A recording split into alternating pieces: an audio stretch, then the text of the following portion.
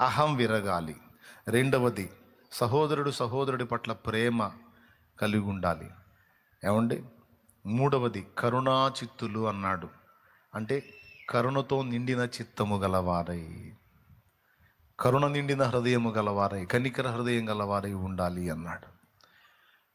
ఈ విషయాలన్నీ కలిపి మనల్ని ప్రేరేపిస్తున్నాయి.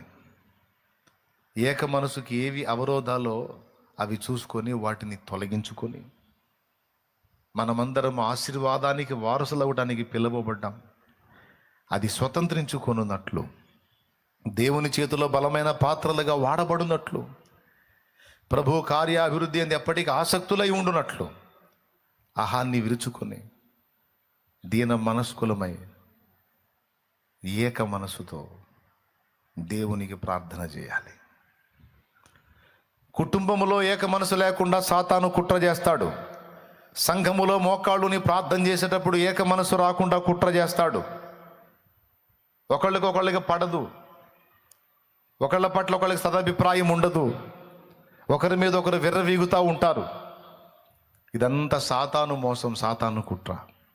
దయచేసి వాటిని విసర్జించి ఏక మనసులోకి వద్దాం.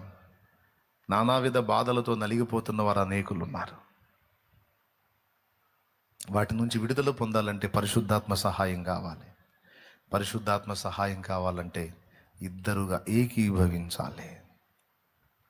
బంధించిన ఏకీభవించి, విడుదల చేసిన ఏకీభవించి, ఏక మనసుతో.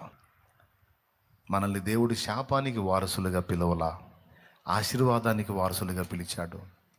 శాపాన్ని ఎందుకు అనుభవించాలి మనం? దుఃఖాన్ని ఎందుకు అనుభవించాలి మనం? వేదనని ఎందుకు అనుభవించాలి మనం? ఏ కారణాన్ని బట్టి ఇవి మనకు ఏర్పడుతున్నాయి? ఎందుకు వీటిని మన జీవితంలోకి దేవుడు అనుమతించాడో చూద్దాం, పరిశీలన చేసుకుందాం.